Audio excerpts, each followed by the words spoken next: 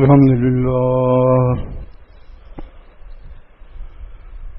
سبحان الله وبحمده سبحان الله العظيم سبحان ذي الجبروت والملكوت والكبرياء والعظمة إن الحمد لله نحمده ونستعينه ونستغفره ونعوذ بالله من شرور أنفسنا ومن سيئات أعمالنا من يهده الله فلا مضل له ومن يضلل فلا هادي له واشهد أن لا إله إلا الله وحده لا شريك له واشهد أن محمدا عبده ورسوله أما بعد فإن خير الحديث كتاب الله وخير الهدي هدي محمد صلى الله عليه وسلم وشر الأمور محدثاتها وكل محدثة بدعة وكل بدعة ضلالة وكل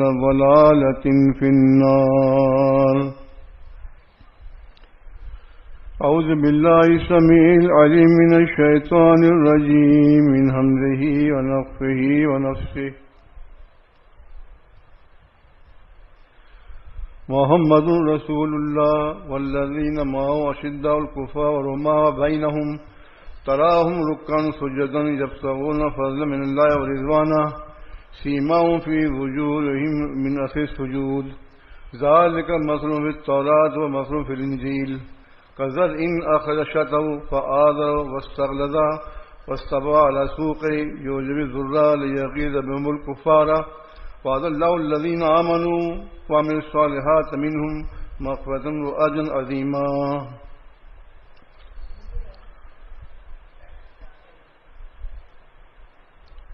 سورہ فتح کی آیت ہے. محمد رسول اللہ والذین معه اشداء الکفار رحماء بینہم. محمد اللہ کے رسول ہیں اور جو لوگ ان کے ساتھ ہیں وہ آپس میں شفیق رحیم ہیں اور کفار میں سخت ہیں.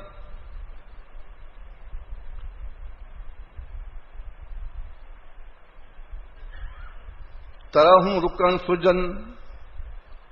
اے رسول آپ دیکھیں گے ان کو جو یہ جماعت تیار ہوئی ہے جو محمد رسول اللہ پر ایمان لے کر آئے ہیں اور جو کلمہ پڑھتے ہیں ان کی حالت یہ ہے ان کی کہ وہ آپ دیکھیں گے رسول کہ کبھی رکوع میں ہوتے ہیں کبھی سجدہ ریز ہوتے ہیں. جب تغون فضل من اللہ و رضوانا اور ان کی غرض و غایت ہوتی ہے اللہ کی رضا جوئی حاصل کرنا اور اس کا فضل. مثلاً فی التوراۃ مثلاً فی الانجیل سیماہم فی وجوہہم من اثر السجود.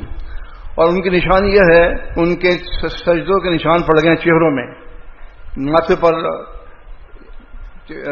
ہاتھوں پر جو سجدہ کرتے ہیں تو ان کے نشان میں پڑ گئے ہیں سجدہ کر کر کے.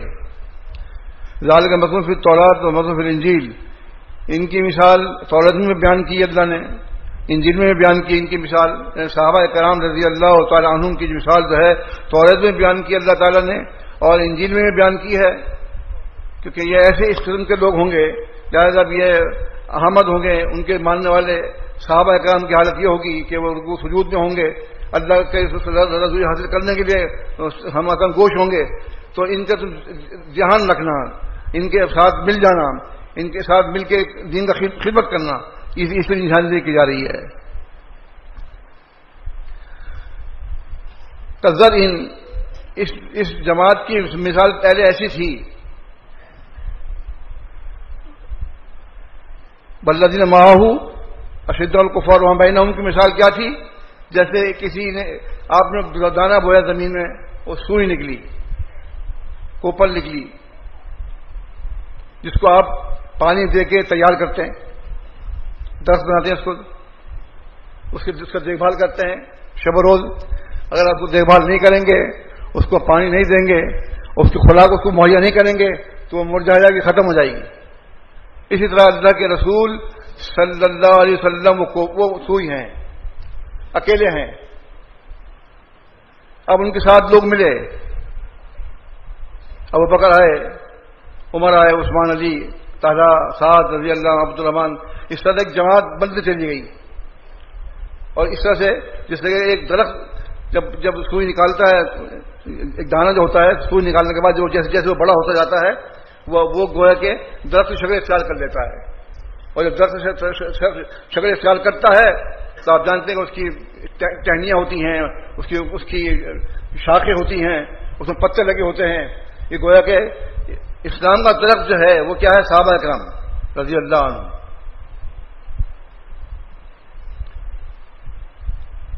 اخرجتہ، اللہ نے اس کو نکالا، فآذرہ، اس کو مضبوط کیا، واستغلظ، اس کو مضبوط قوی بنایا، واستوى علی سوقہ، اور پھر وہ اپنی جوڑوں پہ استوار ہو گیا. جوڑوں پہ کھڑا ہو کر وہ درخت جو ہے درخت بن گیا مضبوط. اب وہ گرنے والی چیز نہیں ہے. اگر آپ اس کو موقع مانیں گے تو آپ کی چوٹ لگی ہاتھ کو، درخت کا کچھ نہیں بگڑے گا. یوجب الذرہ، ایسی کھیتی کہ جو اس طرح پروان چڑھ کے لہلہاتی ہے، اس میں جب اناج لگتا ہے، گیہوں لگتے ہیں، چنے وغیرہ، تو اس کو دیکھ کے کسان خوش ہوتا ہے. لیکن غضب الکفار اور صحابہ اکرام کی بالکل یہی طریقہ کار رہا کہ صحابہ اکرام کو اللہ تعالیٰ نے اس وجہ سے جیسے ایک کھیتی کو پروان چڑھاتا ہے اور وہ پروان چڑھ کے خوشحال ہو جاتی ہے اور طاقتور ہو جاتی ہے، اس طرح صحابہ اکرام طاقتور ہو گئے. جب طاقتور ہو گئے صحابہ اکرام تو کفار کو غضب میں ڈال دیا. کفار جو ہیں وہ سمجھ گیا کہ یہ ہمیں تباہ برباد کر دیں گے. یہ ایسی چیز ہے. دیکھیے آپ، جماعت جو ہے، جماعت جس کا آپ ابھی سننے تھے، یہ جماعت وہ ہے جس کا ذکر احادیث میں ملتا ہے. اس جماعت کا ذکر جو بتا رہا ہوں میں وہ ہے جو کہ اللہ کے رسول صلی اللہ علیہ وسلم نے ہمیں بتایا. اللہ کے رسول صلی اللہ علیہ وسلم جب مکہ میں آئے ہیں، آپ جانتے ہیں کہ ان کی زندگی جو 13 سالوں میں گزری وہ مغربانہ تھی. آپ کو ترقی نہیں ملی، کما حق کا حساب چاہتے تھے. 13 سال تک آپ چھپے رہے اور ایک وقت آیا کہ اللہ کے رسول صلی اللہ علیہ وسلم کو حکم ہوا اللہ کی طرف سے کہ ہجرت کر جائیے. وہ ہجرت کر گئے مدینہ منورہ. وہاں جا کے جو جماعت تھی، جو لوگ اس زمانے میں آیا کرتے تھے، صحیح مسلم میں ہے، جو لوگ اس زمانے میں آتے آپ کے ہاتھ بیٹھ کرتے تو آپ ان کو واپس بھیج دیتے، یہ کہہ کر تم دیکھو کہ میں غالب آ رہا ہوں تو مجھ سے عامل نہ، ابھی تم اپنے گھر، اپنے شہر، اپنے قصبے واپس چلے جاؤ. پھر وہ وقت آیا جب مدینہ میں آپ ہجرت کر گئے اور وہاں جا کے آپ نے جماعت المسلمین کی باقاعدہ استوار کیا اور فوج بنائی جو تقریباً 313 319 کے مطابق تھے. صحیح مسلم میں 19 ہے اور بخاری میں 13 ہیں. تو جو حبشہ لوگ گئے تھے وہ وہاں سے منتقل ہو کے مدینہ آ گئے اور جہاں جہاں سے بھی لوگ تھے آ کے سب وہاں جمع ہو گئے اور ایک جماعت کی شکل اختیار کر گئی. اور پھر وہاں پھر جنگیں شروع ہوئی ہیں. جب جنگیں شروع ہوئیں، اللہ کے نبی صلی اللہ علیہ وسلم صحابہ اکرام تلوار پکڑی. تلوار پکڑنے کے بعد جنگیں لڑیں تو کافر سرنگو ہوئے، کافروں کی پلک سے اڑا دیے اور ترقی کا قدم جو ہے وہ شروع ہو گیا جنگ بدر سے. جنگ بدر سے لے کر صحیح مسلم کی روایت ہے کہ اللہ کے رسول صلی اللہ علیہ وسلم نے 19 جنگیں لڑی ہیں خود سی بخارات سے. آپ تو اس وقت جو آپ دیکھ رہے ہیں جماعت کی صورتحال، یہ ایسا ہی وقت ہے جیسے کہ اللہ کے رسول صلی اللہ علیہ وسلم اکیلے تھے اور صحابہ نے ان کا ساتھ دیا اور ساتھ دے کے ایک جماعت کو کھڑا کر دیا. جب جماعت کھڑی ہو گئی اپنے پیروں پر اور پھر وہ مضبوط ہوتی چلی گئی، ہزاروں آدمی اس جماعت پہ آ گئے. یہ بھی جماعت ایسی ہے آپ سمجھیں. مسعود احمد صاحب رحمۃ اللہ علیہ جب ان کو پتہ چلا کہ اصل جماعت و جماعت المسلمین ہے اور جو بھی فرقے آج کے وجود میں ہیں وہ کوئی ثبوت نہیں دیتے ہمیں، تو لہٰذا انہوں نے الگ کھڑے ہو کر جماعت المسلمین کا اعلان کیا، جماعت المسلمین کو زندہ کیا اور جو بھی ان کے ساتھ تھے ان کو لے کر الگ ہو گئے. کوٹ روڈ کی مسجد وہاں درس دیتے تھے، وہاں درس میں یہ بات اٹھی اور کہا مسعود احمد صاحب رحمۃ اللہ نے جماعت المسلمین جو ہے وہ صحیح جماعت ہے. اس پر وہاں کے لوگوں نے کافی ووالہ کیا اور ان کو وہاں سے نکال دیا نوجوانوں نے. لیکن جو بزرگ لوگ تھے انہوں نے کہا نہیں، آپ درس دیجیے مفتی احمد صاحب، میں اس بحث میں مت جائیے آپ جماعت المسلمین اور اہل حدیث میں، اہل حدیث کیا چیز ہے؟ انہوں نے کہا نہیں اب تو میں نے اعلان کر دیا ہے جو میرے ساتھ چلنا چاہتے میرے ساتھ چلیں، بس ختم. اس طرح سے جماعت المسلمین کا شکل اختیار کی گئی. ان کے ساتھ تقریباً 5-6 آدمی نکلے، 7 آدمی ہوں گے. اس وقت یہ سوال پیدا ہوا کہ امیر کون بنے. تو پھر کہا کہ مفتی احمد صاحب بنیں گے امیر. انہوں نے کہا نہیں میں نہیں بنوں گا، آپ میں سے کوئی بن جائے. پر اس میں قرآن اندازی کی، قرآن اندازی ان کا نام نکلا اور اس طرح مفتی احمد صاحب جو ہے امیر بنے اور پھر جماعت المسلمین کو لے کر چلے. جماعت المسلمین میں 11 آدمی ہو گئے، پھر 5 چھوڑ گئے، 6 رہ گئے. پھر جماعت المسلمین کے اندر اس طرح ہوتا رہا ہے. یعنی یہ جو جماعت آپ دیکھ رہے ہیں ہزاروں میں بنی ہوئی ہے، اس کے لیے بہت ہی تقدو کی گئی ہے. اور سب سے اہم جو اس میں کردار ہے وہ ہے امیر صاحب رحمۃ اللہ کے تحریروں کا. ان کی جو تحریر تھی وہ اتنی مضبوط تھی کہ جو پڑھتا تھا وہ کہتے تھے باقی بات صحیح لکھی اس نے، چاہے وہ ہمارے یہاں دوسری بات ہے لیکن کہتے بات صحیح لکھی اس نے. تو ہماری جو تحریرات تھیں، ہمارے جو پمفلٹس تھے، انہوں نے پورے پاکستان کو ڈھلا دیا. بس سمجھ لو کہ لوگ پڑھ کے جماعت آ رہے تھے، ہمیں یاد ہے اچھی طرح سے.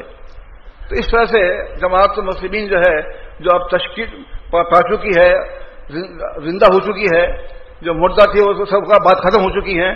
اب صرف یہ ہے کہ ہم عمل کے ساتھ چلیں اپنے لے کے. آپ سب لوگ یہاں پر جمع ہیں، اللہ تعالیٰ نے توفیق دی آپ کو پہنچے یہاں پر. اللہ کے رسول صلی اللہ علیہ وسلم نے جب جماعت المسلمین کو زندہ کیا اور آپ اس کے امام تھے، وہ جیسے میں جماعت المسلمین دعوت ہوں، صحیح بخاری میں ہے کہ اللہ کے نبی صلی اللہ علیہ وسلم جو ہیں وہ اس وقت جماعت کے امیر تھے اور آج بھی امیر کے لیے پوزیشن بھی موجود ہے. تو یہ وہ جماعت ہے جس سے آپ کو لازم ہونے کے لیے کہا گیا ہے، اور کوئی ایسی جماعت نہیں ہے جس کے ساتھ آپ منسلک ہو جائیں اور آپ کو دلیل پیش کر دیں، کوئی دلیل نہیں ملے گی آپ کو. یہی وجہ ہے کہ اللہ کے نبی صلی اللہ علیہ وسلم نے پھر قبائل کو آپس میں جوڑنے کے لیے جو قدم اٹھایا وہ بھی بڑا اہم تھا. کہ ظاہر ہے کہ جماعت کے اندر جب آئے قبائل تو اس میں کوئی قریشی، کوئی غیر قریشی، کوئی انصاری، کوئی مہاجر، اس طرح سے مختلف قسم کے لوگ جمع ہو رہے تھے. اور ان میں کچھ ایسی باتیں بھی تھیں جو کہ محبت کے فوقان کے لیے یا اپنے فخر کے لیے، ان تمام چیزوں کو دیکھتے ہوئے اللہ کے نبی صلی اللہ علیہ وسلم نے، اللہ تعالیٰ نے ایسی آیت اتاری جس سے ان میں یگانگت اور اتحاد پیدا ہوا اور ایک دوسرے کو پہچاننے لگے. تو اللہ تعالیٰ قرآن مجید کے اندر قل ان کان آباؤکم وابناؤکم واخوانکم وازواجکم وعشیرتکم، اے رسول آپ کہہ دیجئے تمہارے باپ، بیٹے، بھائی، بیویاں، تمہارا خاندان، تجارت کا سادہ، اور تمہاری وہ کاروبار جس سے تم مندہ ہو ڈرتے رہتے ہو، وہ مکان جس کے لیے جس کو تم دیکھ کے خوش ہوتے ہو، وہ کاروبار کے مندہ ہونے ڈرتے رہتے ہو. اگر تمہیں یہ زیادہ محبوب ہے اور جہاد میں اور اللہ کے راستے میں جہاد کرنے سے ان چیزوں کو، تو پھر انتظار کرو، وہ وقت آئے گا کہ اللہ کا عذاب نہ آ جائے. مطلب کیا ہے کہ اپنے باپوں کو، اپنے بیٹوں کو، اپنے بھائیوں کو، اپنی بیویوں کو، اپنے خاندان کو اس حد تک دیکھو جس حد تک اللہ تعالیٰ کا کہنا ماننا ہوں. اگر وہ لوگ، یہ لوگ بھی سب اللہ کا کہنا نہ مانے تو یہ آپ کے لیے سود بند نہیں ہوگا. ان کو تمہیں چھوڑنا ہوگا اور ان کو ختم کرنا ہوگا. آپ جانتے ہیں کہ اللہ کے رسول صلی اللہ علیہ وسلم کا پورا خاندان مکے میں تھا، خونی رشتے دار تھے آپ کے. ان سے کیوں ختم ہوا معاملہ؟ دین کی وجہ سے. جن لوگوں نے دین کو مان لیا وہ آپ کے ساتھ ہو گئے، جنہوں نے چھوڑ دیا ان سے رابطہ آپ نے ختم کر دیا. دین اصل چیز ہے اور رشتہ کوئی چیز نہیں ہے. اگر نوح علیہ السلام نے کہا اپنے بیٹے کو بیٹے میرے ساتھ آ جاؤ، انہوں نے کہا نہیں میں بچ جاؤں گا اوپر چڑھ کے. تو کہا نوح علیہ السلام نے کہا آج تمہیں کوئی نہیں بچا سکتا اللہ تعالیٰ کے عذاب سے، سمجھے نا، تم آ جاؤ ہمارے ساتھ بیٹھ جاؤ آ کے. کہ وہ کافر تھا لڑکا ان کا. پھر انہوں نے دعا کی اللہ سے. نوح علیہ السلام نے کہا اللہ تعالیٰ میرے اہل میں سے اس کو بچا لے، تو تیرا وعدہ ہے مجھ سے. تو اللہ نے فرمایا کہ نوح نادان جیسی باتیں نہ کیجیے، یہ لڑکا آپ کے اہل میں سے نہیں ہے، لہذا اس کے اچھے عمل نہیں ہیں. تو مطلب کیا ہے کہ نیک عمل کا ہونا اور وہ عمل جس میں سنت کی مہر ہو، وہ اس پر آپ کا دیکھ کر اس پر عمل کرنا یہ چیز کام کی ہے اور وہ کوئی کام کی نہیں ہے. حضرت لوط علیہ السلام ان کی بیوی کافرہ تھی. دیکھیے نوح علیہ السلام کی بیوی کافرہ تھی. اس طرح تھا اس لیے تو یہ ان لوگوں کو رشتے کی یہاں کوئی بات نہیں ہوگی. یہاں سے بھی جو دین کا نہیں ہے اس کو چھوڑ دو, ختم کر دو اس کو. صحیح مسلم میں ہے جس وقت جنگ ہوئی ہے, جنگ بدر, اور ہمیں فتح ملی, 70 آدمی قتل ہوئے, 70 آدمی قید میں آئے. ہماری جو قید میں آئے تھے اس میں عباد بن مطلب بھی تھے. عباد بن مطلب آپ کے سگے چچا, عقیل جو علی کے سگے بھائی ہیں وہ بھی تھے اس میں. یہ سب کون ہے؟ آپ کا خاندان ہے. پورے خاندان میں لڑائی ہوئی ہے. آپ کہتے رشتہ نہیں توڑ سکتے. بھائی رشتہ ٹوٹا تو الگ ہوئے نا. تو اللہ کے نبی صلی اللہ علیہ وسلم نے اس سلسلے میں مشورہ طلب کیا جب ابو بکر صدیق اور ابو بکر خطاب رضی اللہ عنہ سے. تو انہوں نے کہا کہ اللہ کے نبی صلی اللہ علیہ وسلم ابو بکر صدیق رضی اللہ عنہ کا مشورہ بڑا, مجھے بار بار کہنے پہ خوشی ہوتی ہے, لگتا تھا جیسے بہت اچھی بات کہہ رہے ہیں وہ, اور واقعی آپ بھی سنیں گے تو یہ کہیں گے آپ نے فرمایا کیا جائے, ان کو چھوڑ دیا جائے یا ان کو قتل کر دیا جائے. تو ابو بکر صدیق رضی اللہ عنہ نے کہا کہ اللہ کے نبی صلی اللہ علیہ وسلم یہ ہمارے ہی خاندان کے لوگ ہیں, ہمارے چچا کے چچا کے اولاد ہے, آپ ان کو چھوڑ دیجیے, ان سے پیسے کمک لے کر, فدیہ دے کر, جو فدیہ ہمیں ملے گا اس سے ہم دوبارہ جنگ کی تیاری کریں گے, اور ہو سکتا ہے اللہ ان کو توفیق دے دے اسلام لانے کی. یہ ہو سکتا ہے. بات بھی اچھی معقول تھی ان کی. عمر بن خطاب سے کہا آپ نے کہ تم کیا کہتے ہو عمر؟ فرمانے لگا کہ اللہ کے نبی صلی اللہ علیہ وسلم میرا بالکل یہ کہنا نہیں ہے, میرا مشورہ ابو بکر کے بالکل خلاف ہے. میں یہ کہتا ہوں کہ میرا رشتہ دار میرے حوالے کرو, میں اس کی گردن اڑا دوں. عقیل کو علی کے حوالے کرو, علی عقیل کی گردن مار دے. جو رشتہ دار ہمارے ان کو سب قتل کر دو, کیونکہ یہ ائمۃ الکفر ہیں, سراجی دوہا, یہ کفر کے امام ہیں بڑے بڑے اور سردار ہیں بڑے بڑے, جو ان سب کو مار دو, قتل کر دو ان کو, تاکہ راستہ صاف ہو جائے. یہ وہ لوگ ہیں جو بہت غریب لوگوں کو اپنے قبضے میں لیے ہوئے ہیں. آپ نے ابو بکر صدیق رضی اللہ عنہ کو جو ہے مشورہ قبول کیا اور عمر خطاب کو کا نہیں کیا. جب دوسرا دن ہوا صبح کا تو دیکھا کہ وہ آپ اخبار ہیں, رو رہے ہیں بیٹھے ہوئے نبی صلی اللہ علیہ وسلم. عمر بن خطاب آتے دیکھتے ہیں, کہتے ہیں یا رسول اللہ خیریت تو ہے, آپ رو رہے ہیں, مجھے بتائیے میں بھی آپ کے ساتھ بیٹھ کر رہوں گا, کیا وجوہات ہوئی ہے؟ آپ نے فرمایا کہ اللہ تعالیٰ نے تمہارا مشورہ پسند کیا اور ہم دونوں کا مشورہ پسند نہیں کیا. بولے اور کتابوں میں اللہ ہے, اگر اللہ کی طرف سے پہلے یہ بات لکھی نہ ہوتی تو ہمیں سزا ملتی, کیونکہ اللہ نے یہ لکھ دیا تھا پہلے ہی کہ تم یہ فیصلہ کرو گے, ہم تمہیں معاف بھی کر دیں گے. تو معلوم یہ ہوا کہ خاندان کوئی چیز نہیں ہے, ماں باپ کوئی چیز نہیں ہے, رشتہ داری کوئی چیز نہیں ہے. ہر چیز جو ہے دین ہے. دین اسلام پر جو چل رہا ہے وہ آپ کا سب کچھ ہے. جو دین اسلام پر نہیں چل رہا ہے وہ آپ کا کچھ بھی نہیں ہے. یہ سوچنا چاہیے آپ کو. جماعت مسلم میں آنے کے بعد جب آپ جماعت میں آ گئے تو آپ کو اب جماعت کو دیکھنا چاہیے, کیونکہ اب ظاہر ہے کہ موقع ملا ہمیں اپنے بات کرنے کے لیے. خالد یہاں حال ہوتا تو وہ موضوع کچھ اور ہوتا, کیونکہ ہم آپس میں بیٹھے ہیں اور کیا نام ہے بیماری کی وجہ سے اجتماع یہیں کر رہے ہیں ہم اپنے مرکز میں. تو بات صرف کہنے کی یہ ہے کہ اللہ کے نبی صلی اللہ علیہ وسلم نے جو جماعت المسلمین کو زندہ کیا اور اس میں مضبوطی پیدا کی, اس میں قریشی, غیر قریشی, انصاری یا مہاجرین, ان تمام تفریقات کو ختم کیا. انہوں نے ان تمام چیزوں کو ختم کیا اور کہا ہم سب مسلم ہیں. المسلم اخو المسلم, مسلم کا بھائی ہے, بس اور کوئی بات نہیں کی ہم نے. اسی چیز نے پھر ان کو تقویت دی اور آپس میں ایک خاندان بن کے مضبوط ہو کے اور سب کے سامنے آئے وہ, اور بے شمار فتوحات حاصل کی کیا نام ہے صحابہ رضی اللہ عنہ نے. ہم بھی انہی کے پیروکار ہیں. ہمارے ہاں کیا دیکھتے ہیں, دیکھیے ایک آدمی, ایک بچہ, لڑکا جو جماعت میں آتا ہے سب کچھ چھوڑ کے, اپنا خاندان چھوڑ کے آتا ہے. خاندان چھوڑنے کے بعد آپ اس کو اہمیت نہیں دیتے. آپ دیکھتے ہیں کہ ادھر کیا نام ہے اس کا گھر نہیں ہے, یہ تو بہت پیسے کم کماتا ہے, یہ تو 100 آبجیکشن کر کے آپ اس کو رد کر دیتے ہیں. آپ کیا دیکھتے ہیں کہ بچہ امریکہ میں ہو, برطانیہ میں ہو, سعودی عرب میں ہو, دبئی میں ہو, فلاں. یہ چیزیں آپ کو زیب نہیں دیتی, یہ چیزیں آپ کو زیب نہیں دیتی. وہ الگ بات ہے کہ آپ کا وہاں رشتہ کیا ہو جائے, قسمت میں لکھا دوسری بات ہے. میں کسی آدمی کو نظر انداز کر دیں اس سے کسی مسلم کو, تو اس سے جماعت میں مضبوطی نہیں آئے گی, بگاڑ پیدا ہوگا. مضبوطی کس سے آئے گی کہ ہم آپس میں ہم بھائی مسلم ہیں. جیسے ہمارے یہاں خاندان ہے, سندھی جو ہے سندھی کو دیتا بیٹی وہ پنجابی کو نہیں دے گا, پنجابی کو دیتا ہے وہ اردو کو نہیں دے گا. ہے وہاں پہ یہ تفریق. وہ بوڑھا ہو جائے گا لڑکا لڑکی لیکن نہیں دیں گے. وہ ان کی یہ جو ہے تعصبانہ طریقہ عقیدہ کتنا خطرناک ہے.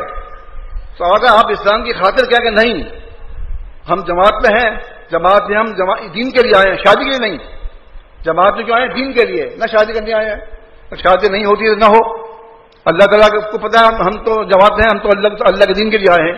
تو ابھی ایسا نہیں ہے کہ آپ کے لیے رشتہ نہ ہو. ہر آدمی کی شادی ہوتی ہے, کیوں نہیں ہوتی ہے؟ اس کا انتظار کیا جائے, اس کا انتظار کیا جائے. اللہ کے رسول صلی اللہ علیہ وسلم نے موقع در موقع پر اس کی بڑی وضاحتیں بھی کی ہیں. صحیح بخاری صحیح مسلم ہے.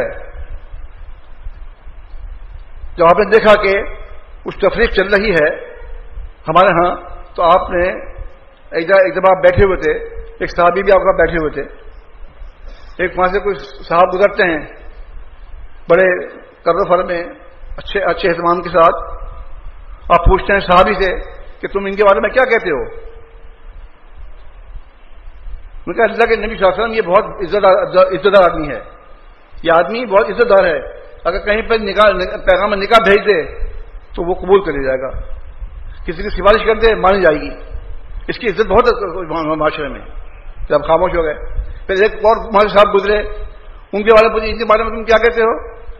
انہوں نے کہا کہ اللہ کے نبی صلی اللہ علیہ وسلم یہ غریب مسلم ہے, یہ کسی کی سفارش کرے گا تو مانی نہیں جائے گی, نکاح کا پیغام دے گا تو مانا نہیں جائے گا. تو فرمایا اللہ کے نبی صلی اللہ علیہ وسلم نے اس ہستی کا قسم جس کے ہاتھ میں میری جان ہے, جو آدمی پہلے گزرا ہوگا وہ زمین بھر کے ہو اس ایک مسلم کا مقابلہ نہیں کر سکتا. کیوں کہا یہ؟ اس لیے کہ صحابہ کی جماعت جو ہے, آپ سننے والوں کی جماعت جو ہے, وہ سمجھے کہ غریب مسلم کی عزت اتنی ہے اللہ کے ہاں, اس کو نظر انداز مت کیجیے. مزاحمت میں ہے حضرت سنت سے جلابیب رضی اللہ عنہ, جلابیب کافی بہت شادی ہوئی ان کی, لیکن ہر چیز کا وقت ہوتا ہے. جب وقت آتا ہے نا تو کام چلتا آپ کو آ جائے گا, اور جب تک وقت نہیں آئے گا آپ لاکھ کوشش کرتے رہیں نہیں ہوگا. لیکن اس میں آزمائش بھی آ جاتی ہے بعض وقت پہ. اللہ تعالیٰ آزماتا بھی ہے نا, اور بغیر آزمائش کے چھوڑ دے وہ اس کی مرضی ہے, لیکن آزمائش کر لیتا ہے. آزمائش ہونے کے بعد آدمی کندن بن جاتا ہے, کندن جیسے سونے کو تپاتے ہیں اب آگ میں, اور اس کا بیل کچھ اندر سے نکل آتا ہے تپنے کے بعد. ایسے ہی لوگ جو اسلام قبول کرتے ہیں ان کو بھی تپایا جاتا ہے تاکہ اندر سے جو بھی ان کی خبر ہے سب نکل جائے, اور پاک صاف ہو کے پھر اللہ کے راستے میں لڑیں, پھر پیٹ دکھائیں گے بارڈر پر جا کے.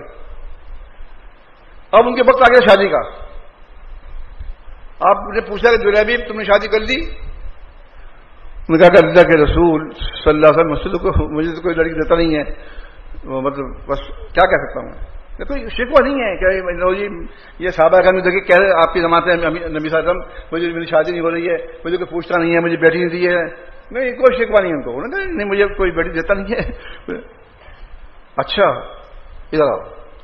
آپ نے ان کو ساتھ لیا, پرچہ لیا, اس پہ مہر لگائی اپنی, ان کو دیا کہ فلاں گھر جاؤ, کہنا تمہاری شادی وہاں ہو جائے گی. اللہ کے رسول صلی اللہ علیہ وسلم دولہا کو بھیج رہے ہیں نکاح کا پیغام دے کر. آپ کیا کرتے ہیں؟ کارڈ ہونا چاہیے, یہ ہونا چاہیے, وہ ایسا ویسا, کتنے لوازمات ہیں, کتنے رسم رواج پھنسے ہوئے ہیں آپ لوگ.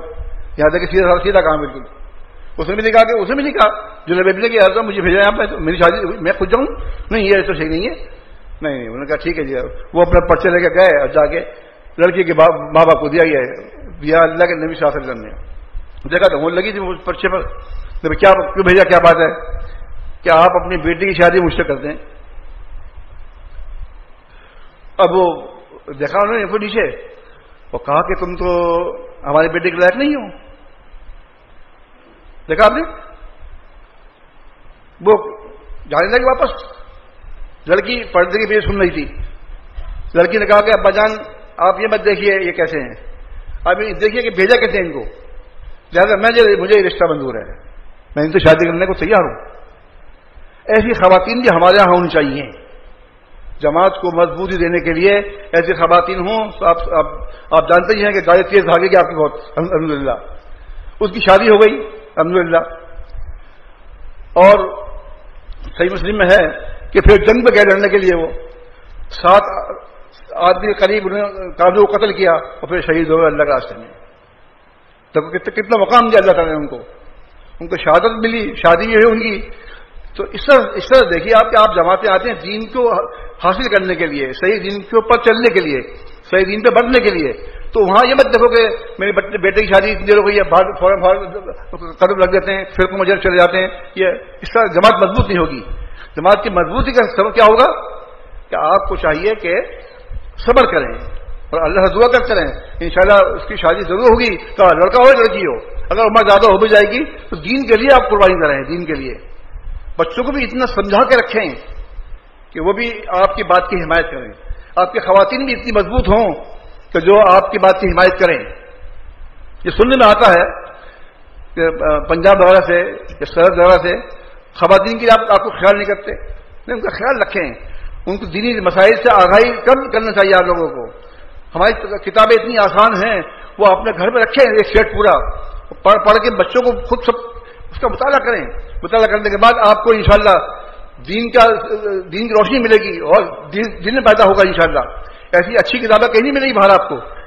اتنا آسان لٹریچر ہمارا ہے، پھر بھی آپ ناآشنا ہیں یا اپنے بچوں کو یا اپنے بیگمات کو یا خواتین کو پڑھاتے نہیں ہیں.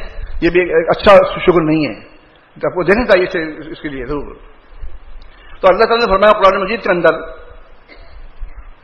لا تجد قوما یؤمنون باللہ یوم الآخر، اے رسول آپ کسی قوم کو نہیں پائیں گے یوادون من حاد اللہ ورسولہ کہ وہ ان سے محبت کرے جو اللہ رسول کے مخالف ہیں.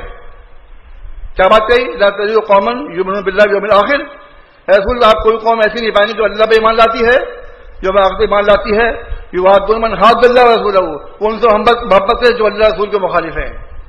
ولو کان آباؤہم، چاہے ان کے باپ ہوں، ابناء ہوں، یا ان کا بیٹے ہوں، یا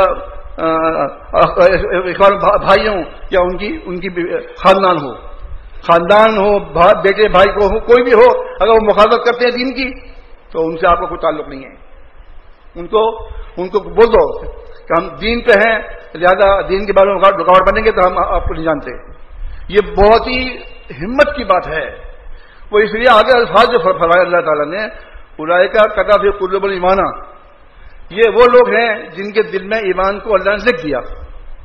ایمان دل میں لکھا ہوگا تو آپ اپنے باپ کو، اپنے بیٹوں کو، اپنے بھائیوں کو، اپنے خاندان کو، اپنے بیویوں کو جواب دیں گے کیا کہ ہم مسلم ہیں بھائی، جماعت مسلم مرنا جینا ہے، تمہیں نہیں ہے تو ساتھ تو ہمارا، نہیں تو جاؤ ہمارا جان چھوڑو. یہ ہے یہ کہنے کے لیے بڑے دل جگنے کی بات ہوگی آپ کو. اسی اللہ نے فرمایا کہ یہ وہ لوگ ہیں کہ جن کے دل میں اللہ نے ایمان کو پیوست کر دیا، لکھ دیا. بھائی روح منو، اور ان کی حمایت کری روح الامین کے ساتھ. روح الامین ابھی ان کی مدد کرتا ہے کن کی؟ ایسے لوگوں کی جو ایسا جواب دے رہے ہیں لوگوں کو، اپنے بیٹوں کو. کیوں بھائی آپ جانتے ہیں جب آپ باپ بیٹے سے الگ ہوگا، بھائی سے الگ ہو جائے گا، کاروبار ختم ہو جائے گا، خاندان میں دھڑاڑ پڑ جائے گی، اتنا کچھ ہو جائے گا کہ آپ حیران سوچ نہیں سکتے. اس وقت جو مصیبت آئی ان کے اوپر تو کیا کہے گا وہ الگ ہونے والا، یہاں میں اکیلے رہ گیا، یہ سب ایک طرف ہو گئے. اس وقت روح الامین ان کی مدد کرتے ہیں، ان کی حمایت ان کو کرتے ہیں، ان کے دل کو مضبوط کرتے ہیں. گھبراؤ نہیں، اللہ تعالیٰ آپ کے ساتھ ہے، تم زندگی لڑ رہے ہو. جو بھی الفاظ ہیں ان کو بتا کر کرتے ہیں. اس خرم جنات من تحتہا الانہار یدخلہم، ان کو اللہ تعالیٰ ایسے باغات میں داخل کرتا ہے جس میں وہ ہمیشہ رہیں گے. اولئک حزب اللہ، یہ ہے اللہ کا لشکر. الا ان حزب اللہ هم المفلحون، اور خبردار ہو جاؤ اللہ کا لشکر غالب آنے والا ہے. اللہ کا لشکر بنیے. اپنی ہر چیز قربانی مانگتی ہے. اگر آپ پڑھنے کے لیے نکلتے ہیں وہاں پر پیسہ خرچ ہوتا ہے، آپ کا وقت لگتا ہے، یونیفارم ہے، سب کچھ کرتے ہیں، وہ کر کے آپ کو تعلیم ملتی ہے. کوئی کام سیکھتے ہیں وہاں جا کے بھی آپ کو استاد کی خدمت کرنی ہے، سب کچھ ہے.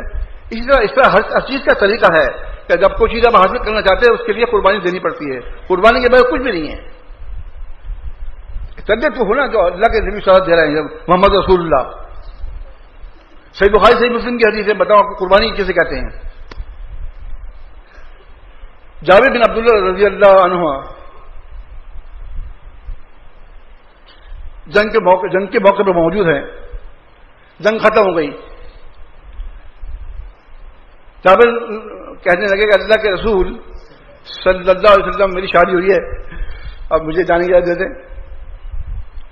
تم نے شادی کر لی؟ جی ہم نے شادی کر لی. میں نے اچھا کالج سے یا بیوہ سے؟ کہنے بیوہ سے.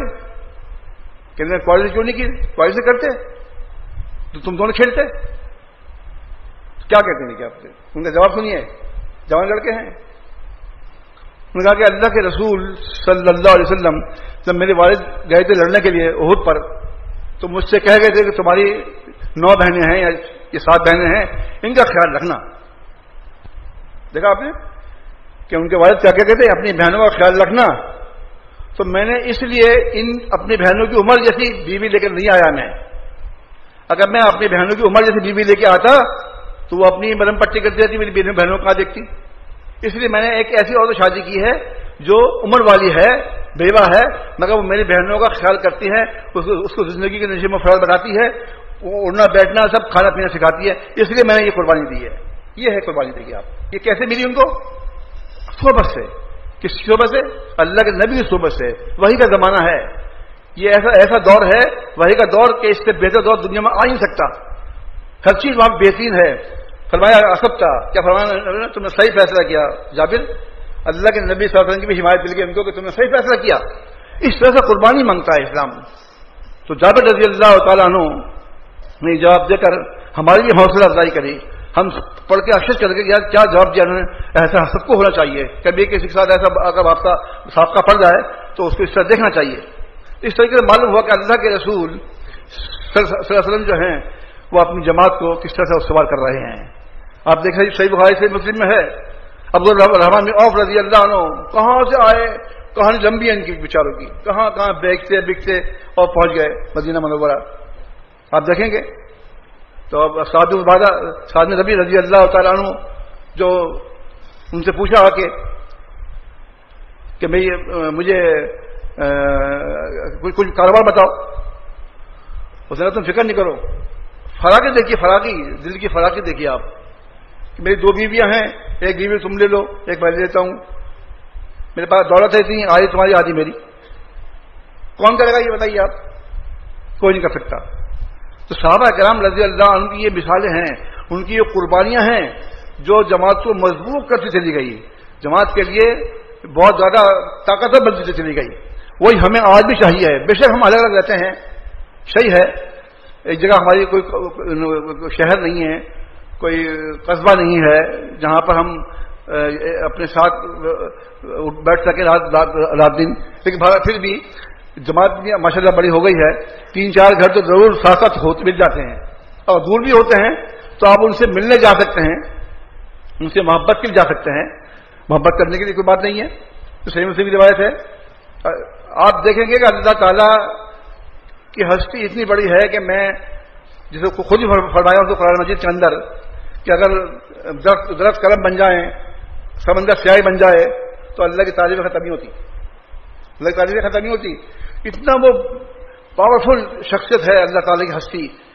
وہ دیکھ رہا ہے کہ ایک شخص جو ہے گھر سے نکل رہا ہے دوسرے قصبے میں جانے کے لیے, وہ ان کے بعد اللہ بھیجتا ہے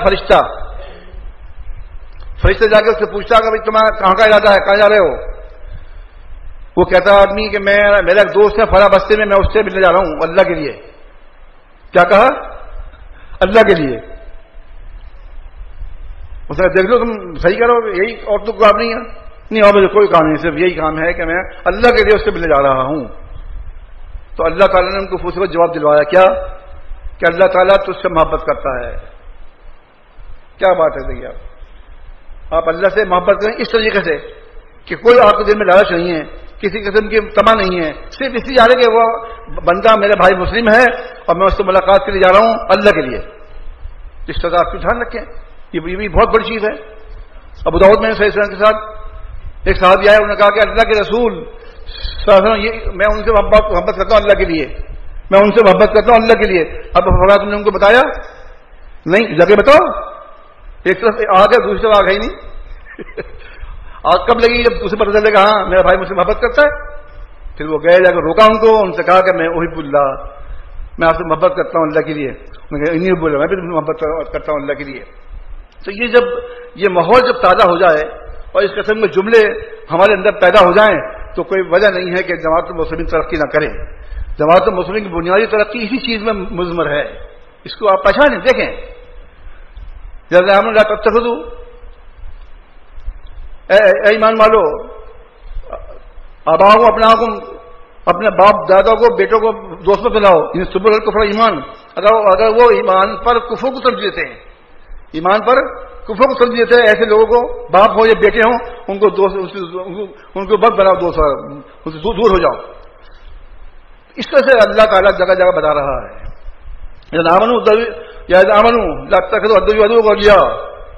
ایمان والو میرے اپنے دشمنوں کو دوست مت بناؤ. تلقون بالمودت ہے, تم ان کے پاس پیغام بھیجتے ہو خوشی کے خفیہ طور پہ, اور وہ انکار کر چکے جو حق اللہ کی طرف سے آیا ہے. جو حق اللہ کی طرف سے آیا وہ اس کو انکار کر چکے ہیں, اور تم ان کو چپ چاپ پیغام بھیجتے ہو, پیغام محبت بھیجتے ہو. نہیں, صحیح نہیں ہے. یہ حدیث جو ہے قرآن کی آیت ہے, اس کا سیاق و سبق اس طرح سے ہے کہ صحیح بخاری صحیح مسلم میں حاتم رضی اللہ تعالیٰ عنہ, یہ بدری صحابی ہیں, بدری ان کے بچے اور بیوی مکہ میں تھے. یہ بہت پریشان تھے, کیا کرتے کیسے کرتے کہ وہاں پہ کون کی حمایت کرتا, کیونکہ وہاں پہ ان کو کوئی رشتہ تھا بھی نہیں, کوئی رشتہ دار ہوتا, کوئی باپ ہوتا جو دور کا کچھ نہیں تھا. تو انہوں نے کیا کیا کہ ایک راز جو تھا جماعت المسلمین کا, نبی صلی اللہ علیہ وسلم کا, وہ ان کو بتا دیا جا کر, اور ان کو یہ کہا کہ میں اس لیے بتا رہا ہوں کہ آپ میرے بچوں کا خیال رکھنا, میری بیوی کا. حضرت حاتم رضی اللہ عنہ کے جو غلام تھے انہوں نے یہ بات سن لی, انہوں نے جا کے بتایا اللہ کے نبی صلی اللہ علیہ وسلم صحیح مسلم ہے کہ رسول اللہ حاتم نے ایسا کیا, وہ تو دوسرے میں گیا. اچھا ایسا ہے کہ ہاں. پھر آپ نے بلایا حاتم کو اور پوچھا ان سے, تو بہرحال علی رضی اللہ تعالیٰ عنہ کو بھیجا کہ جاؤ ایک عورت ہے وہ جا رہی ہے ڈولی کے اندر, اس کے پاس ایک خط ہے وہ لے کر آؤ. مجھے پرچہ دیا تھا حاتم نے, پر علی رضی اللہ عنہ 3-4 صحابہ پہنچے, اس کو روک لیا عورت کو. اس نے کہا کہ آخر جی کتاب خط نکالو, کہاں ہے؟ اس نے میرے کوئی خط نہیں ہے. کہنے کے اللہ کے نبی صلی اللہ علیہ وسلم نے بتایا ہے اور یہ جھوٹ نہیں ہو سکتا, ورنہ ہم تمہیں پھر تمہاری تلاشی لیں گے. پھر اس نے وہ خط جوڑے سے نکال کے دے دیا. وہ خط لے کے آئے اور دیکھا اس میں حاتم کی طرف سے وہ خط تھا. تو اللہ کے نبی صلی اللہ علیہ وسلم نے فرمایا کہ حاتم تم نے کیا کیا؟ یا رسول اللہ میں نے مجھ سے ٹھہر جائیے گا, میں نے کفر نہیں اختیار کیا ہے, میں نے ایمان نہیں چھوڑا ہے, لیکن میری وجہ یہ تھی کہ میرے بچے وہاں پر تھے, میری بیوی وہاں پر ہیں, ان کا کوئی حمایتی نہیں تھا, ان کو حمایت دینے کے لیے میں نے ایسا کیا ہے. تو آپ نے کہا ہاں تم سچ کہہ رہے ہو. یہ عمر رضی اللہ عنہ نے کہا کہ اللہ کے نبی صلی اللہ علیہ وسلم مجھے موقع دیجیے, میں اسی گردن اڑا دوں, کیوں اس نے منافقت کی ہے. اب فرمایا نہیں, یہ بدری صحابی ہیں, ہو سکتا ہے کہ اللہ تعالیٰ نے بدلے کے لوگوں کو جھانک کے کہہ دیا جو تم کرو تو میں نے تمہیں معاف کر دیا ہے, اس نے چھوڑ دیا. تو اس طرح معلوم ہوا کہ دشمن جو ہے ہمارے آپ کے, ان کو دوست نہیں بنانا چاہیے. اس سے ماحول وہ اختیار کیجیے, وہاں جا کر بیٹھیے جہاں آپ کو, جیسے ایک مثال دی صحیح بخاری میں صحیح مسلم میں فرماتے ہیں اللہ کے رسول صلی اللہ علیہ وسلم کہ تم اگر جا کے بیٹھو گے عطر فروش کے پاس جو عطر بیچتا ہے خوشبو, تو تمہیں وہاں بیٹھنے پر وہ فوراً اس کی عادت ہوتی ہے عطر والے کی کہ وہ روئی میں خوشبو لگا آپ کو دے گا فوراً, اور آپ لے کے اسے کان میں لگا لیں گے یا کپڑے میں لگا لیں گے. اگر اس نے خوشبو آپ کو نہیں بھی دی تب بھی وہاں بیٹھے تو خوشبو آپ کو آ رہی ہے. یہ اچھی صحبت کی مثال ہے. اب آپ جیسے آپ یہاں کا بیٹھتا کوئی آدمی, یہاں قرآن حدیث درس چل رہا ہے, حدیث پڑھی جا رہی ہیں, وہ نہ بھی دلچسپی لے لیکن کان میں اس کی آواز پڑ رہی ہے قرآن حدیث کی, یہ اس کو فائدہ دے سکتی ہے. سمجھے نا, یہ فرمایا نبی صلی اللہ علیہ وسلم. اور جو آدمی دوستی کرے لاہور سے, تو جب اس کے بعد جا کے بیٹھے گا تو وہ جب وہ بھٹی دھوکے گا وہاں سے چنگاری اڑے گی, تمہارا کپڑا جلا دے گی, اور کپڑا نہ بھی جلا تپش آ رہی ہے. جو آپ کی تپش آتی ہے وہ بری صحبت کی مثال ہے. تو اس طرح سے اللہ کے نبی صلی اللہ علیہ وسلم نے اپنے حق کو ادا کیا, صحابہ کرام اور بچوں کو بتایا کہ اچھی صحبت میں جا کے بیٹھو جہاں تمہیں اچھی باتیں ملیں, بری جگہ جا کے مت بیٹھیے، جو جا کے بیٹھنے کی بری جگہ تو آدمی بگڑ جاتا ہے، پھر وہ اس کا راستہ ختم ہو جاتا ہے۔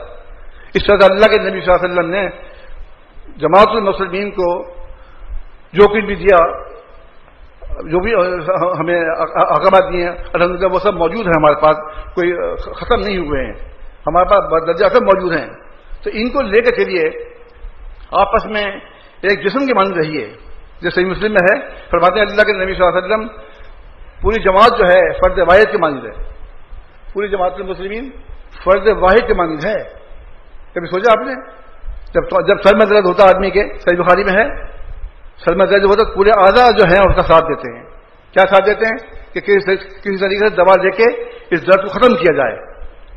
ایسی مثال ہے، کوئی اگر مسلم کو بیمار ہے، آپ کو معلوم ہو جاتا ہے، اور آپ کچھ نہیں کر سکتے، اس کو دوا نہیں دلا سکتے، لیکن جا کے اس کی دم تو کر سکتے ہیں، آپ اس کی جا کے عیادت کریں۔ یہ بھی جماعت المسلمین کی مضبوطی کا باعث بنتا ہے۔ یہ چیزیں جنازے میں شریک ہونا، عیادت کرنا، دعوت کو قبول کرنا، یہ ساری چیزیں ایسی ہیں کہ جو جماعت کو مضبوط بناتی ہیں۔ اپنے آپ کو دیکھیے، آپ کے اندر غرور تکبر نہیں آنا چاہیے۔ کیا فرمایا احمد کی حدیث ہے صحیح صحت کے ساتھ، فرماتے ہیں اللہ کے رسول صلی اللہ علیہ وسلم، کیا یہ نازو ان ربکم واحد، اے لوگوں تمہارا رب ایک ہے، ان اباکم واحد، اے لوگوں تمہارا باپ ایک ہے، اللہ فضل عربی عجمی، خبردار ہو جاؤ عربی کو اجمی پہ کوئی فوقیت نہیں ہے، نہ اجمی کو عربی پہ کوئی فوقیت ہے، نہ گورے کو کالے پر، نہ کالے گورے پہ فوقیت ہے، الا بالتقوی، مگر پرہیزگاری جو اختیار کرے گا، جو آدمی پرہیزگاری اختیار کرے گا، تقوی والی زندگی گزارے گا، اس کو وہاں فوقیت ہے اللہ کے ہاں۔ یہ نازو ان خلقناکم، اے لوگوں ان خلقناکم من ذکر انثی، ہم نے تمہیں ایک نر اور ایک مادی سے بنایا ہے۔ غور کیا بھی آیت آپ نے، اس آیت کا بھی غور کیا آپ نے؟ اے لوگوں ہم نے تمہیں ایک نر اور ایک مادی سے پیدا کیا ہے۔ یہ بات کیوں جتا رہا اللہ تعالیٰ؟ کیوں جتا رہا؟ اس لیے کہ خاندان کوشش رہی ہیں، خون کوشش رہی ہیں، سب کی اولاد تو ماں ہوا آدم علیہ السلام ہے۔ اب بتائیے خاندان کہاں چلے گئے آپ کے؟ خون رشتے کہاں چلے گئے؟ ہمارے ماں باپ کون ہیں؟ آدم علیہ السلام اور ماں ہوا، ان کا خون سب میں ان کا خون ہے، لیکن لتعارفوا وجعلنا شعوبا وقبیلا، ہم نے تمہارے شعبے قبیلے بنائے، کیوں؟ تبھی تم ایک دوسرے کو پہچان سکو، پہچان کے لیے ہے۔ ان پر فخر کرنا، ان پر لڑنا، قتل و غارت گیری کرنا یہ نہیں ہے، ایسا یہ غلط ہے۔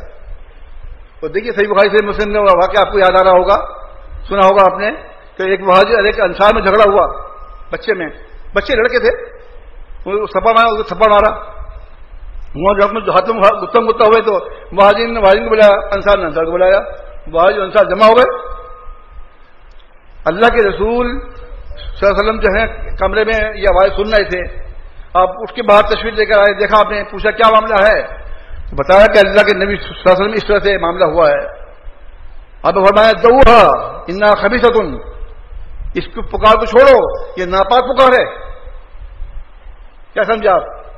مہاجرین نے کہا ہے آ جاؤ، انصار لگا انصار آ جاؤ، دونوں جماعتیں جو نیک لوگوں کی جماعت تھی وہ ایک بچوں کی خاطر آپس میں لڑ رہے تھے، تو آپ نے فرمایا دعوہا انہا خبیثۃ، اس پکار کو چھوڑو یہ خبیث ہے۔ اس طریقے سے آپ گاہے بگاہے ان کی مدد کرتے رہے، ان کو سمجھاتے رہے، اور الحمدللہ وہ سمجھتے تھے کیونکہ ان کے پاس ایمان تھا، وہی کی روشنی میں ان کی تربیت ہو رہی تھی۔ اور سب سے بڑی بات یہ ہے کہ اللہ کے رسول صلی اللہ علیہ وسلم کی صحبت سے ان کو فیض مل رہا تھا، فیضان نبوت جو ہے ان کے ساتھ ساتھ چل رہی تھی، جس کی وجہ سے وہ ماشاءاللہ ہر موقع پہ بات سمجھ جایا کرتے تھے۔ ایسی قربانیاں ہیں، دیکھیے صحیح بخاری صحیح مسلم میں ہے، ابو دردہ رضی اللہ تعالیٰ عنہ، ابن حضرت رضی اللہ عنہ، ان کا آپ قرضہ ہے۔ ایک دن کی آواز بلند ہو گئی مسجد کے اندر، آپ نے پھر آواز سنی، باہر آئے نکل کے، پوچھا کیا مسئلہ ہے؟ کہا کہ اللہ کے رسول صلی اللہ علیہ وسلم یہ میرا قرض نہیں دے رہے، بہت عرصہ ہو گیا ان سے، میرا قرض دلا دیجیے۔ تو آپ نے ان سے پوچھا ادا کر دو گے؟ اب یہ بھی بڑی بات تھی، انہوں نے کہا ٹھیک ہے آپ کہتے تو میں ادا کر دوں گا۔ انہوں نے کہا جاؤ آدھا دے دوں، آدھا قرض معاف کر دیا۔ انہوں نے مان لیا، انہوں نے مان لیا، مگر ان سے پوچھا، یعنی بغیر پوچھے آپ نے آدھا قرض ممکن ہے انہوں نے کسی اور سے لیا ہو؟ نہیں، وہ کر سکتے تھے، آدھا ادا کر دیا۔ تو صحابہ کرام رضی اللہ عنہ میں اس طرح سے بھی آپ فیصلے کرتے تھے تاکہ آپس میں ایک دوسرے کے دکھ درد سمجھیں، ان کو پہچانیں. تو بتایا اللہ کے نبی صلی اللہ علیہ وسلم نے کہ ہمارا رب ایک ہے، ہمارا والد صاحب ایک ہے، اور وہاں کہا ہم نے تمہیں ماں حوا ابا آدم سے پیدا کیا ہے اس لیے کہ ہمارا خاندان جو ہے وہ ان سے زیادہ جڑ جاتا ہے، سب کا خاندان ہمارا جڑ جاتا ہے. کیا ابو مصعب عالم ہے، حضرت ابن عباس بیان کرتے ہیں کہ پہلے بچے ماں حوا کے ایک ادھر سے ایک ادھر سے 2 روز بچے پیدا ہوتے تھے. کیا سمجھے آپ؟ سائنٹیفک طور پہ اب دیکھیے اب ویسا نہیں رہا، اور بچوں کثیرن، اور اللہ نے بہت سے مردوں اور عورتوں کو پھیلا دیا دنیا کے اندر پھیل کر. جب پھیل گئے پھر انہوں نے اس کو اب جیسے آپ دیکھتے ہیں 8-9 مہینے بچہ پیدا ہوتا ہے، اس دن 2 بچے روز پیدا ہو رہے تھے، ایک ماں کے اسٹروک سے، ماں کے اسٹروک سے، تاکہ آبادی ہے پھیل جائے. پھر ان کو بولنا سکھایا، ان کو اٹھنے بیٹھنا سکھایا. اس کا اللہ کا کام ہے. تو لہذا جماعت کی اہمیت یہ ہے، جو میں بات کر رہا تھا، یہ وہ جماعت ہے جو جماعت المسلمین کی، جو بھی افراد کی میں نے ذکر کیا وہ سب جماعت المسلمین کی فرد ہے. جماعت المسلمین الجماعت ہے، جماعت المسلمین الجماعت ہے. الجماعت کا مطلب کیا ہے؟ خاص ال لگا اس کے اوپر. خاص جماعت کون سی ہے؟ جماعت المسلمین. اس سے کیسے پتہ چلا؟ جو ابو داؤد کی حدیث ہے، معاویہ ابن سفیان رضی اللہ عنہ بیان کرتے ہیں، اللہ من کان قبل من اہل کتاب، خبردار ہو جاؤ تم سے پہلے اہل کتاب سے، انہوں نے 72 فرقے بنائے، اور تمہاری والہادی ملت ہے، اور یہ جماعت جو ہے تفترقو، کون سی جماعت؟ جو آپ کی جماعت ہے، نبی صلی اللہ علیہ وسلم کی جماعت، یہ بھی ان قریب اختلاف کرے گی. اللہ صلی اللہ سبینہ، یہ 73 فرقے بن جائیں گے. سنتانہ سبنا فی النار و بعد میں جنہ، 5 کا 2 میں، 1 جنت میں. وہ جماعت، وہ جماعت ہوگی، یہ وہ جماعت ہے. سمجھے آپ؟ تو اس سے معلوم کیا ہوا کہ اللہ کے رسول صلی اللہ علیہ وسلم نے خود یہ وضاحت کر دی کہ یہ ملت جو ہے، فرقہ جو ہے وہ جماعت ہے، فرقہ نہیں ہوگا. تو ایک اور بات بھی دیکھیے، بعض لوگ کہتے ہیں کہ یہود نصارہ جو ہے وہ بھی اس میں آ جاتے ہیں. نہیں، وہ نہیں آتے. رب امتی کا جب آتا ہے، امتی. صحیح مسلم کی روایت ہے، من قاتل تحت رایۃ امیہ، من قاتل، جو آدمی اندھے جھنڈے کے نیچے لڑا، جو آدمی اندھے جھنڈے کے نیچے لڑا، یکذب لعصبۃ، غصے ہوتا ہے عصبیت کی بنیاد پہ، یدعو الی عصبۃ، دعوت دیتا ہے عصبیت کی طرف، ینصر عصبۃ، مدد کرتا ہے عصبیت کی بنیاد پر. وہ قتل، پھر وہ قتل کر دیا گیا، تو قتل جہلیۃ، اس کا قتل جو ہے جاہل قتل ہے. لیس من امتی، وہ میری امت سے نہیں ہے، میری امت میں سے نہیں ہے. جہاں لفظ امت کا آئے گا اور آپ نے فرمایا تو وہ گویا آپ اپنی اس امت کی بات کر رہے ہیں جو کلمہ وہ ہے، جو آپ کا کلمہ پڑھتا ہے، اس کی بات ہو رہی ہے. اس میں ہے کیا نام ہے، ابو یعلا میں ہے، مجمع الزوائد میں حضرت صنعت سے فرمایا اللہ کے نبی صلی اللہ علیہ وسلم نے موسیٰ علیہ السلام کی امت نے 71 فرقے بنائے. موسیٰ علیہ السلام کی امت نے 71 فرقے بنائے، 1 جنت میں گیا، 70 دوزخ میں. عیسیٰ علیہ السلام کی امت نے 72 فرقے بنائے، 1 جنت میں گیا، 71 دوزخ میں. اور یہ جو امت جو ہے اللہ کے نبی صلی اللہ علیہ وسلم، میری امت جو ہے کیا کہ مطلب کیا، میری امت جو ہے یہ بھی فرقے آئے گی ان سے زیادہ، مطلب 73 فرقے اس کے ہو جائیں گے، 1 جنت میں اور 72 دوزخ میں جائیں گے. پوچھا صحابہ کرام رضی اللہ عنہ نے کہ اللہ کے رسول صلی اللہ علیہ وسلم کون لوگ ہوں گے، بتائیے نا. فرمایا ہے جماعت، ہے جماعت، ہے جماعت. وہ جماعت ہوگی، وہ جماعت ہوگی، وہ جماعت ہوگی.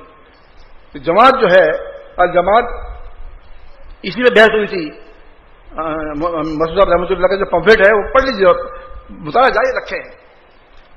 جب بھی آپ دیکھیں گے ایمان پرانا ہو گیا ہمارا، اس کو نیا کرنے کی کوشش کیجیے. کہ صحیح بخاری اس میں احمد میں ہے، صحیح سند سے فرماتے ہیں اللہ کے رسول صلی اللہ علیہ وسلم کہ ایمان پرانا ہو جاتا ہے جیسے کپڑا پرانا ہو جاتا ہے. کیا فرماتے ہیں اللہ کے نبی صلی اللہ علیہ وسلم؟ ایمان پرانا ہو جاتا ہے جیسے کپڑا پرانا ہو جاتا ہے. جب کپڑا پرانا ہوتا ہے، پھٹ جاتا ہے نا، تو اس کو بدلو. اسی طرح ایمان پرانا ہو جاتا ہے. جب ایمان پرانا ہو جاتا ہے تو اس کو نیا کرو. مطلب کیسے؟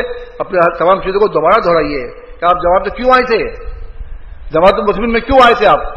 جب آپ کہیں بھول گئے ہوں تو دوبارہ مطالعہ شروع کر دیجیے، اپنے بچوں کو خود بیٹھیے تو انشاءاللہ وہ آپ کو آہستہ آہستہ ہر چیز یاد آ جائے گی اور آپ انشاءاللہ گمراہی سے بچ جائیں گے۔